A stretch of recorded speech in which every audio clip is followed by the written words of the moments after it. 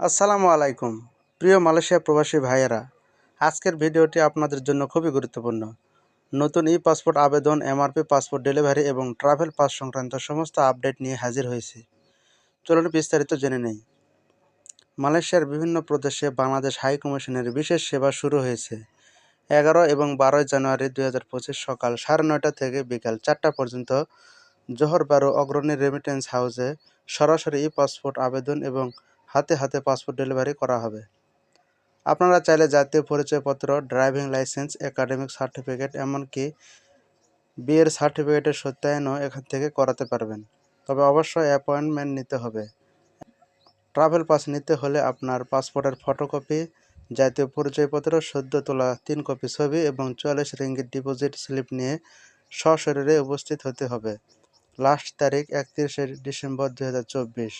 দয়া করে সময় মতো আবেদন করুন।